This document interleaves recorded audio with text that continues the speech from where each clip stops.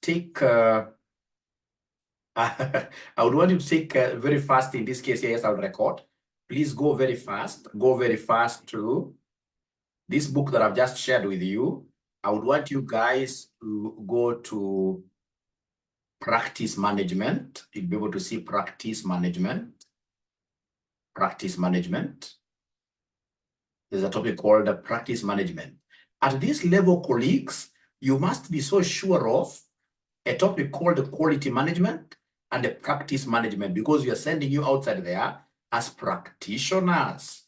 As practitioners. I can't call you even my students. At this level, you guys are colleagues. We should be able to reason together. So we have what we call practice management. Please go to page number 35. So today we are doing two things. We are looking at practice management, planning materiality, and assessing the risk of misstatement. Once we do that, then we shall be very good. There are small things like group and transnational audits, which are very, very important. But first of all, let's do this practice management. Page number 35. Page number 35. So is there somebody who is already there? Is there somebody who is already there at practice management? Practice management. Practice management. Practice management. So thank you very much. So under practice management, ladies and gentlemen, what are we required to appreciate here? Under practice management, like myself, I run a firm going by the name Aura and Co. Aura and Company, which is a firm of certified public accountants. So of course, at Aura and Co, what we have advisory. Advisory is our biggest thing there. Then we have, in this case, assurance services, that's external audit. And we also assist our clients with their tax planning. So then how do I get to manage this practice now that I'm the only partner? All right. We are looking at, of course, in the near future, I should be able to hold hands with other practitioners so that we can make this Aura and Co a big thing, like a limited liability partnership firm. But before we reach that level, then what do we do? So under practice management, ladies and gentlemen, we do lots of tenders. So we tender for jobs, like for SACCOs. I mean, we do tenders. We see people advertising for jobs on newspapers, and then we do what we tender. So under tendering, what do we do? Of course, we are quoting a price there and trying to put in the very best word about Aura and Co. I mean, do we have the capacity?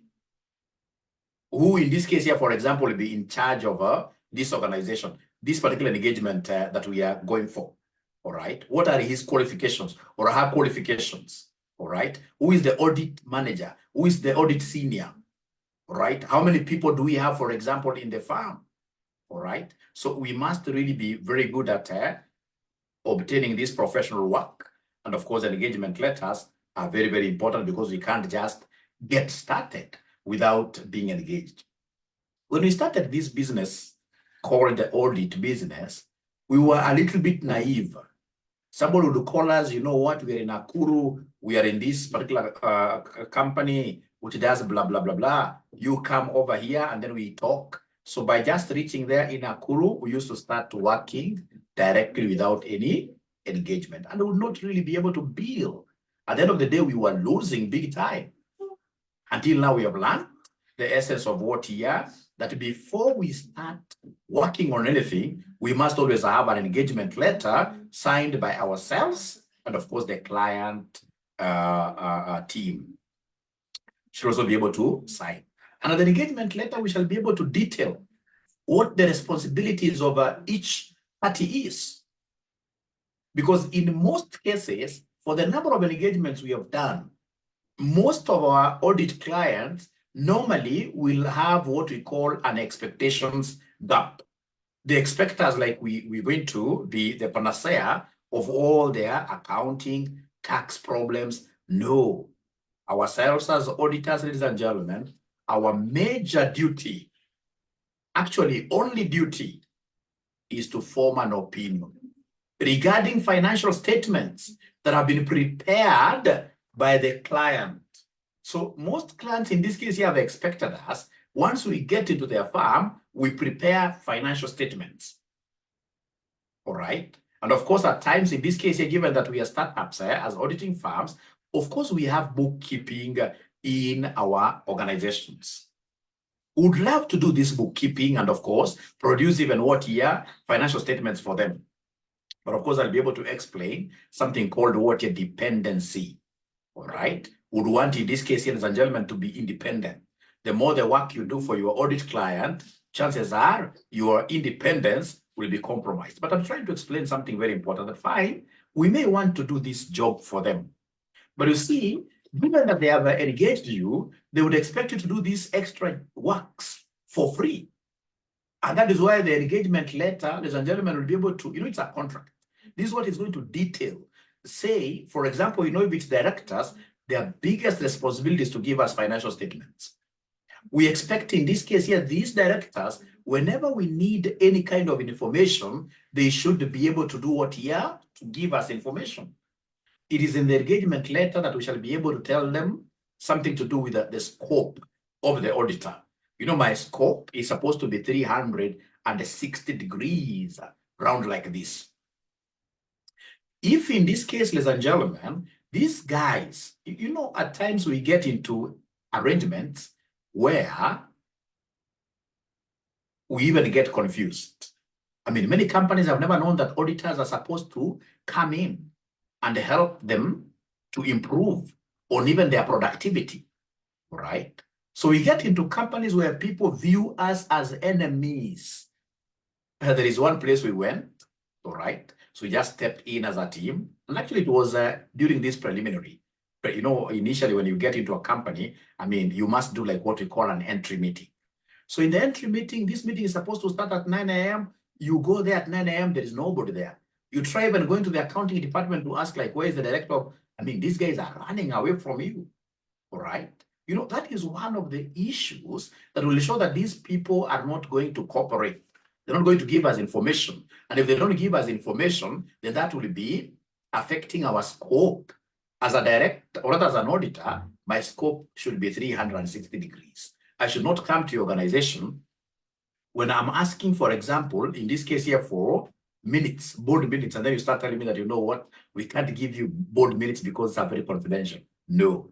An auditor, once you have given me a job, my role is to form an opinion, and I'm not going to form an opinion on hearsays. I need what we call working papers, support documents. So I would want evidence. And for me to get this evidence, I would want to be seeing very, very many things in place. I would want a lot of information from you. And of course, whatever you give me from internal sources, in most cases, I will have to corroborate. I have to seek for authenticity of this particular information you're giving me from third parties. So for example, when I ask you, what were your receivables last year? So you'll tell me in this case here, it was 360 million, all right? So in this case here, the moment you tell me verbally, of course, as an auditor, I'll tell you in this case here, I need representation letters. Please ensure that you put whatever you're telling me on email, or in this case here, in writing, because written evidence is better than oral evidence. All right. So give me that. Then the second step will be for me to ask myself, these directors, of course, regarding these receivables, they may want to overstate or even understate depending on the circumstance. So then I will ask for permission to circularize. I'll have to do a letter that I'll have to circulate to the debtors.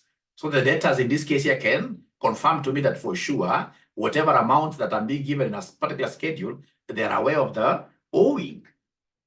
All right. So there is a lot of information, and that is why we would want, in this case here, our audit client to appreciate that at the end of the day, we are going to do a management letter. We're going to do a management letter. And this management letter, we are going to tell them areas of weaknesses and what they need to do to improve. So we are coming in this case here with a lot of value add as auditors. So the moment we start realizing that there will be our scope being limited, then we even know from the word go what kind of an opinion we're going to give. Because if we realize that these guys will not cooperate, and for sure we try test 1, test 2, test 3, we are asking for this, nothing is forthcoming, then before I give a disclaimer of opinion, what I will do is to call for a meeting with top management. Because remember, again, as auditors, whatever opinion we give will have an impact on the operations of these companies. If you look at, for example, Chase Bank, it is after the auditor gave, in this case here, a qualified opinion that we had now what we call a bank run. That now we had customers, in this case here, going to the counters of Chase Bank and saying, hey, we want all of us our monies. At that time, in this case, they were able to tell these guys that, you know what, you can't get more than 10,000 at a go. But what made us get into this problem, it is because of what you're the auditor. And that is why at times, when an auditor, in this case, he gives a qualified opinion, that may be the last nail on the coffin of that particular OTR organization. And we don't want to be taking organizations to graves really as auditors. We are coming in to help situations, to advise. We shall be able to come in and realize that, for example, the internal controls in this case here are not working effectively. If we realize that the internal controls are not working effectively, then we'll be able to say, hey, there is this, for example, board governance or corporate governance. We have the chairman and the CEO roles being executed by one person. As an auditor, we will recommend a split of the roles, and the splitted roles now should be held by 2 different people. Because in this world, ladies and gentlemen, there is nobody who is not greedy. Everybody, including yourselves, is anybody who would want to tell me that Mwalimu, us, we are all of us white stomach, in quotes, kind of people. Nobody has anything black in them. And there is nobody in this case who has got desires of making billions and billions of shillings. All of us, in one way or the other, we are greedy. If you are given an opportunity, for example, in Dr. Ruto's government, I'm so sure here I'll be able to get chief thieves instead of chief accountants. All right?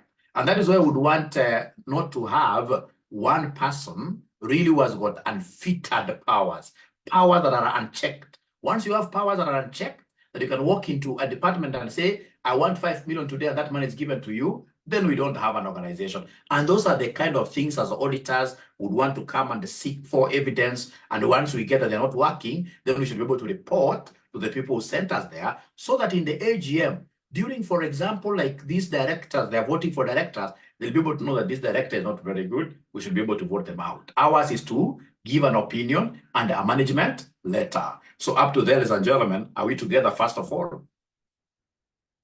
And we're going to finish this class in a few minutes from now. In a few minutes from now. Are we together? Accountants, I can see very good argument there. Accountants and auditors sometimes not good. It's like they are, one is checking the other.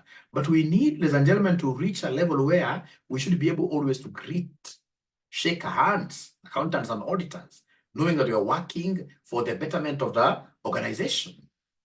We are coming to add value. All right?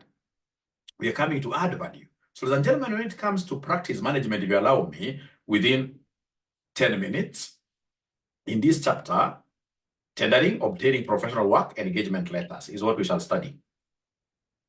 So under tendering is a process of quoting a fee for work before it is carried out.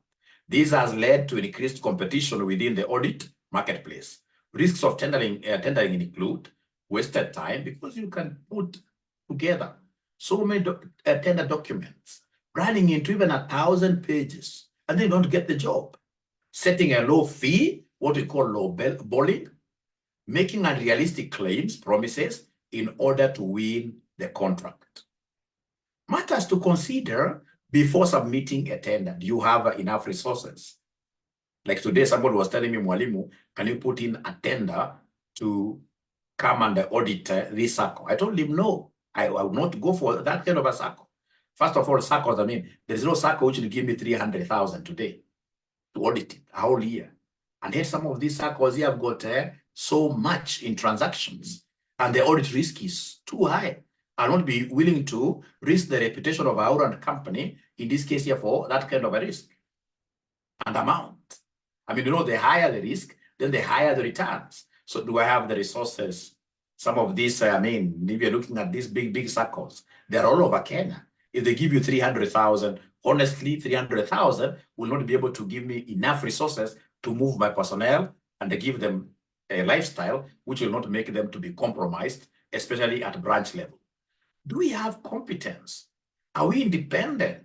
Risks associated, especially skills. Like, for example, you should have one individual who is so good in terms of audit of circles. Potential for profit. I always look for this. Additional services, very important. You can get in going for that audit of 300,000, but you get that these guys have a tax issue of, say, 30 million. That has happened. But for me, I would rather a bird in hand.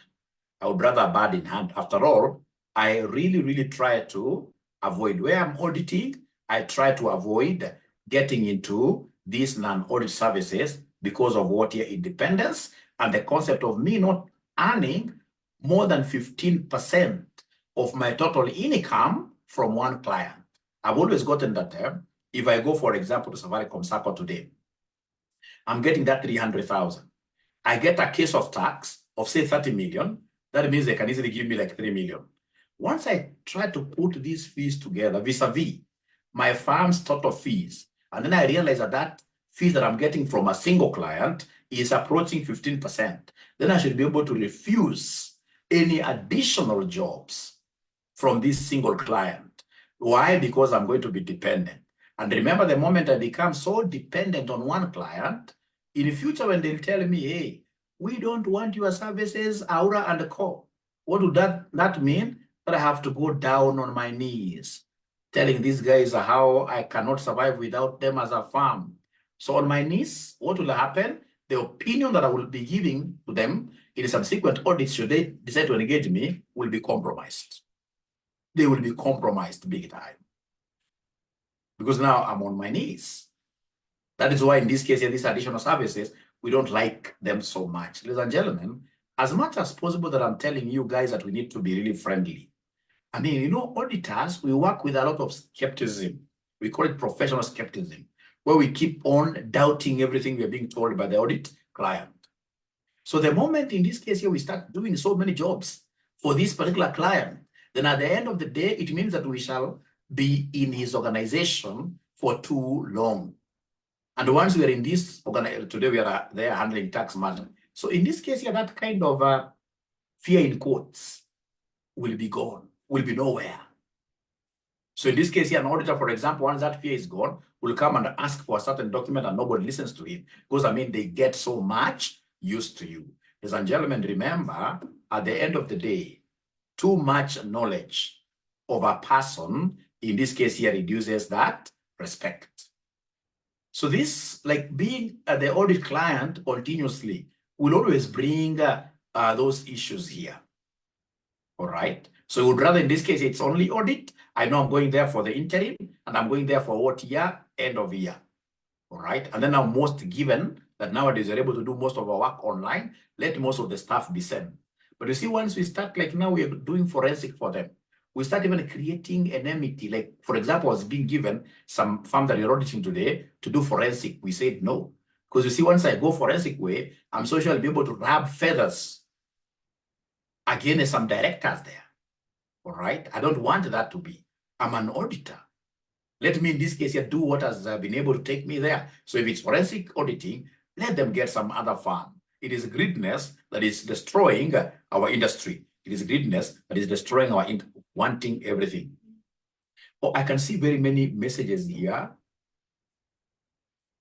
A good question here is tax services assurance or non-assurance engagement? Good question. Good question. Of course, tax services, remember, for it to be an assurance engagement, do you remember those components? For it to be an engagement, assurance engagement, tripartite, there must be 3 parties involved. So, for example, the 3 parties involved in assurance, which audit is one of them, Number one, there must be the shareholders who are giving me the job. There must be the preparer of accounts, like the directors, and then there must be me. You see, tax preparation normally the engagement does not even come from the directors. Tax preparation in this case, the engagement that does not come from shareholders. It normally come from the directors here in between. And then, of course, after finishing the taxation, I'll not be required to give any opinion regarding them. So whatever I compute for them, they'll take that to KRA. They'll take that to KRA. So it's what here? It is non-assurance. Not unless in this case here, for example, nowadays, we've got situations where somebody comes and tells you, hey, I would want you to do this tax health check for this company. Tax health check. You see now that taxation computation has been done by other people. And then now we get shareholders who are very much concerned about their tax situation. So if these guys are able to sanction maybe through a meeting that, we as directors, let's go to our company, and then they look at these numbers and tell us whether these numbers are what here are correct or not. If then I'm going to give an opinion regarding tax that has been done by somebody, then I can easily go and call that one what here because I'm trying to raise some level of confidence. Assurance, you are assuring. You want to raise some level of confidence regarding these prepared financial statements to third parties. But in most cases, ladies and gentlemen, when we talk about assurance services, the best example of an assurance service is audit. All right. Then, gentlemen, here we are. So contents, and this I've always seen this in your exam, contents of a tender proposal, the fee and how it has been calculated. Very, very good. Proposed audit partner and the key members of the audit team. Capacity of the audit partner to commit sufficient time to the audit. You must always show this, because in most cases, the audit partners like myself here, we are so busy teaching, I'm working somewhere full time. You have to show that this guy will be able to commit a minimum number of these hours during the audit process. Relevant experience of the industry and type of company. For example, if I'm tendering to a construction company client, I should be able to say that even in the past, I've been able to run an audit, or rather a construction company by experience, by profession. I'm even a civil engineer, all right? Having done this account or other accounting audit, basically this came in. Here I have to prove that I'm so good with this industry that I'm trying to tender this job at. Ability of the firm to bring insight, add value, and show understanding of the company's values and strategies and objectives. Proposed approach to the audit is very important. Use of technology and innovation such as data analytics. You're trying, ladies and gentlemen, here to kind of, in quotes, seduce. This guy is here to give you a job. The firm's audit quality track record and the commitment to provide a quality service. Nature, purpose, and legal requirements of an audit. So this is very, very important. Assessment of the client's requirements and how the audit firm will meet them. Of course, you must show the client that you really know what is required of you by them. Ability of the firm to offer other services. Very important. So in the revision kit, we have these questions that I would want you to go and check. They're ACCA questions, but in most cases, your examiner lifts them word by word. So exam kit questions regarding this area that we've just done. So that topic is over.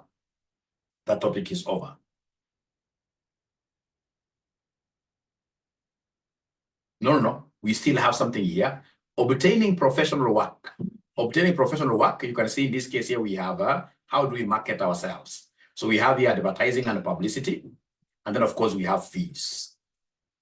So under advertising and publicity, ladies and gentlemen, remember, as an auditing firm, you are not required in this case here to market yourselves directly. You can't come outside here and say that Aura and Core is the very best. in the industry, because that would mean that you are discrediting other organizations.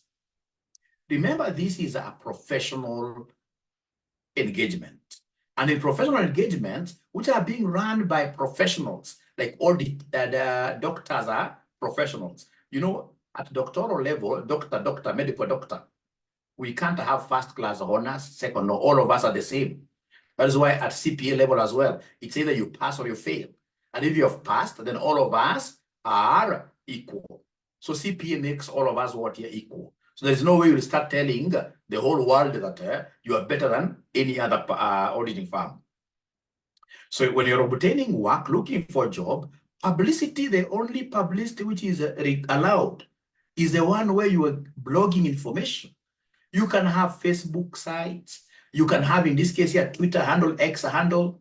But in those handles, you are only, in this case here, for example, celebrating anniversaries. All right.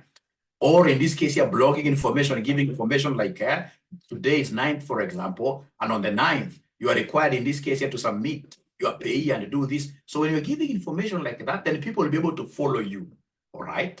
Ladies and gentlemen, what we prefer in our marketing, it is the quality of work that you are doing that you should be able to silently get outside there and give us other jobs, but not being like going outside there, being too mouthy in terms of what you're saying that you're the best. No. And then, of course, when you are obtaining the job, in terms of looking for this job, in terms of fees, you are required here to state on the tender documents how you will be able to charge your fees. What is the rate per hour? So, for example, depending on the company, like at an engagement partner level, like my level, we charge about 30,000 Kenya shillings per hour. So I'll tell you, I'll do a schedule in terms of my fees. So I'll say estimated number of hours versus rate per hour, and then total. So if it's an engagement partner, it is 30,000, and we expect him to come for 10 hours.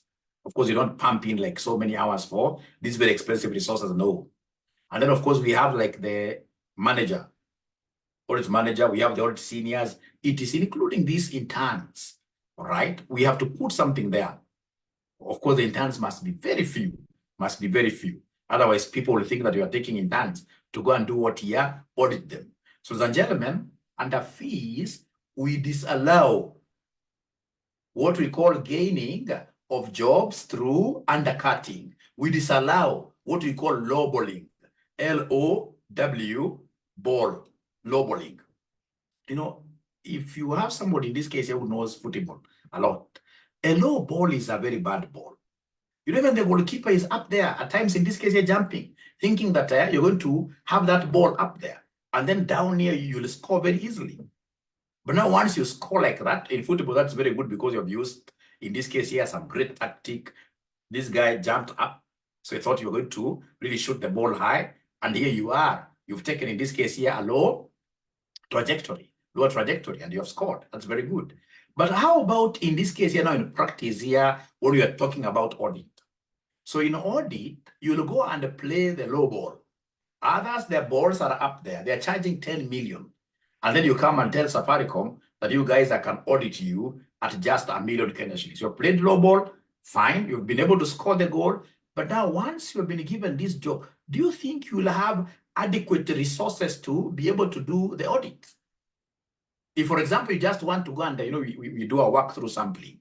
If, for example, you start in this case, you're sampling, you're even going to their masts around here. I mean, you can't go to Nyeri, go to Kisi, go to Mandera with $1 million shillings if you, you make a few trips and then you're done. So lowballing is never allowed. It's never allowed as a way of you gaining jobs here. Now, obtaining professional work, advertising and publicity. So this material that you make here out of publicity for the advertising should never bring disrepute to the ISPAC, should not discredit services offered by others, should not be misleading, fall short of any advertising codes. Ladies and gentlemen, please listen to me very well. I've seen guys making adverts like, if you hire our firm, we shall ensure that you pay 0 taxes. That's misleading. If we get to see any fees you're charging in this case here, which is contingent on something happening, that if we give you, if you hire us, we're going to give you a qualified audit opinion. I mean, that's very misleading. You want to get a job by an undue advantage, take undue advantage over others to get the job. So in that case here, we shall be able to get you as ISPAC and we snatch that license from you. The kind of materials we make, and I would want you guys to get into the Twitter handles of PwC, KPMG, Ernst & Young, etc. Get to see that they are simply there to blog information. For example, they'll blog information about their best employees of the month. That, for example, this month, we are hiring, like right now, everybody's hiring, all right? And then, ladies and gentlemen, we come here. In terms of fees, basis of calculating fees should be pre-agreed and mentioned in the engagement letter to avoid disputes. Fees should be charged bearing in mind factors such as tax, staff seniority, expertise, time spent, apportionable overheads, risks involved, contingency fees not allowed for audit and assurance work. Now, remember, once we get the job, we must seek for professional clearance. Of course, you can't come in like a sorcerer. You know, sorcerers are the ones in this case who will come to their clients' doorsteps without a warning. We are professional. I would want to know, once you hire me, who was your auditor? Who is the outgoing auditor? And I must seek clearance from you to talk to these outgoing auditors. Of course, I'll be able to ask them whether they have got anything that should make me not to accept this engagement. So there must be that professional clearance. I must ensure that I'm really, really objective. And remember, this objectivity, we normally use the acronym Mr. Surface, like myself here, Mr. Surface. So, and this is very clear. There's a template for Mr. Surface, all right? Where the first, for example, S and surface here is self-interest. So if you look at these big firms, the engagement team members, they cannot be allowed to have shares of the company that in this case they are going to do audit. Most of them are told to sell them if they want to continue being in that engagement. Actually, most of them are, in this case here, not, you can't say not allowed, but of course, I mean, they're normally spoken against having shares of most of these big firms, because they know, these big firms will always go for the big four, all right? So even the big four, most of those guys really, they don't work in those kind of investments, all right? So self-interest. So in this engagement team, we will look, and I mean, if, for example, we have here Washuka, who happens to be having the CEO of Safaricom for a boyfriend, she has to declare. And of course, if that is the kind of relationship, we will not allow Washuka to be in this engagement team. And even, for example, the firm, if the self-interest is so high up there, we may even go ahead and cancel the entire engagement to leave his husband. All right? Because there is no Chinese wall which can really be put. You can imagine, like, for example, a firm auditing Safaricom, and for example, the wife of Safaricom, the CEO, is like a senior manager. In an audit, it can't work. So that automatically means that we will not be objective. Because let me ask you a question.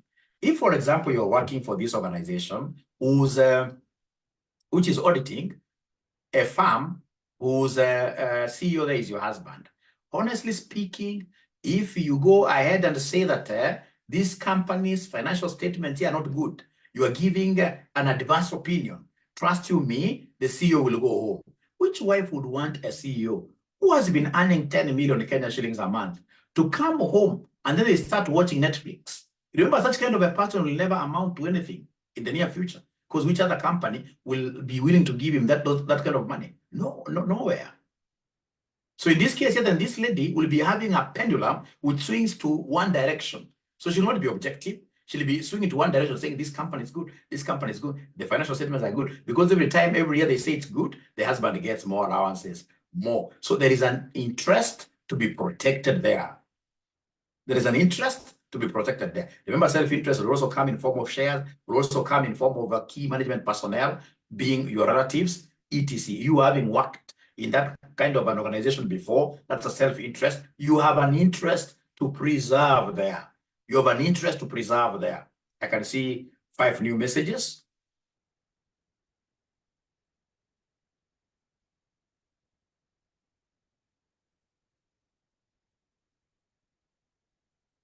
No, lowballing, you don't charge above. You charge below. Nimpira chini. Nimpira chini. Nimpira chini. You're undercutting others. You're undercutting others. All right. So, of course, nowadays we have to do this money laundering. So you are laundering checks, client due diligence, knowing your customer. Because if you go to audit a client and then it comes out that this guy is a money launderer, is one of those guys who are cleaning money, dirty money. The laundry comes from cleaning, washing dirty money. All right. Then automatically it will also be taken in. You'll have an issue. So you have to check whether you have enough resources here. So issues to consider, very important. Reputation of the client. Their clients will never, ever accept to audit, regardless of the amount of money they're promising to give. Because, of course, their reputation, if it's bad, at the end of the day, it's like I'm getting into a pigsty. I'll come, in this case, out of this audit exercise, smelling. My reputation will be compromised. So risks, how much am I getting? Professional competence. Am I professionally competent? Procedures necessary before accepting a new client. Where the organization previously had an auditor, same principles apply in respect of changes of appointment for all recurring professional work. Member asked to accept nomination as auditor. So request prospective clients permission to communicate with the existing what-year auditor. If permission is given, request in writing all information necessary to decide whether or not to accept nomination. So you must really talk to this particular auditor, the outgoing auditor. If permission refused, decline nomination. If permission is refused by the director, there must be something they are hiding. Decline. Now, on receipt, existing auditor requests permission of the client to communicate with the nominee proposed. If permission refused, proposed nominee declines nomination. If permission given, existing auditor should discuss freely with proposed nominee all matters relevant to the appointment. All matters to the appointment. Ladies and gentlemen, the most important thing they're supposed to pick here is that the auditor, the incoming auditor, and the outgoing auditor must always talk. They must always talk. Engagement letters. The terms of engagement are recorded in a written audit engagement letter and should include the objective and scope of the audit, the responsibilities of the auditor, the responsibilities of management, identification of the applicable financial reporting framework, the expected form, and the content of reports to be issued. Exam focus. The acceptance of a new client or engagement might be rolled into a wider-ranging question regarding ethics. In such a question, always consider what steps an auditor must take to ensure that they are acting according to fundamental principles. It is usually not just about whether previous auditors reply to your request for information. Then we have got exam kits. You don't have to do all of them. Just do 2. Just do 2, and then you are done. Then you are done. Then you are done. So, ladies and gentlemen, that is it. And I would want to really take a break. Next time when you invite me, I'll be able to come and talk about this planning, materiality, and assessment. And of course, I've got great acronyms like the SAFIS, self-interest, A is advocacy. We have F is familiarity. You know, in Kenya here, you can audit one client even for 20 years. In European countries, the maximum number of years is 3. So don't get so much familiar with the client to compromise your independence. So under SAFIS, intimidation. All right. We have self-review. When you are engaging in an audit services, there is a problem there that you may end up reviewing your very own work that you did. So we have other acronyms. For example, when I come to collection of evidence, I'll be able to teach you the concept of RAEOU, analytical procedures, where you compute ratios, say, for 5 years and observe trends. A, inquiries and third-party confirmations. RAEE is inspection. O is observation. And then U, we have the concept of recalculation and reperformance. I have something very good about your assertions, management assertions, called, if you write it downwards, it's called ACCA cover. You know, the managers, when they give you their financial statements, they think we are foolish. So like now the first one, A, is accuracy. They want to tell us that their financial statements are very accurate. They even embellish them. They even bind them very well to cheat you. But remember, as auditors, we are required here to be very skeptical. We must doubt everything they are telling us. All right. So we have, for example, the next C, we have the concept of cut-off. You see, cut-off procedures are very, very important. And we normally use this at my workplace a lot. So when I come, of course, I would want to tell them that I would want all transactions of 2021 to be 2021 transactions. I'm so much aware here, towards the end, 31st December, there must be an issue that you guys, for example, towards 31st December, there is some sale, which you guys were able to put in 2021, which ordinarily should be a 2022 sale. Now you want to boost your books like that. So in that case, you have to check invoices. I'll take like 4 days to the year end. Look at the raising of invoices there. Look at the payments. Look at communications of those big amounts, big sales. In most cases, the summation of 2021 to make 2021 look a better year. So we want to check the cutoff. How was the cutoff done? Thank you. I'll be able to upload this on YouTube. The problem is that whenever my students, whenever they watch videos on YouTube, they don't comment there. They don't even subscribe. And the way I'm really trying to do a good job there. All right. I would want to leave this concept of getting 15, 20,000 from YouTube. I would want my YouTube, by the time I'm retiring, I should be getting 400, 500,000 from YouTube. And I can only reach there with your help. Please raise this Mwalimu to international standards. I mean, how many teachers are as gifted? You know, I can teach all papers in CPA. When I teach audit, you will think I've been teaching audit for so long. Yeah, especially these low-hanging fruits. I only come for a few, and I've been able to help so many students. The students I come, I teach like twice, thrice, and then they go and pass. They thank me. They thank me.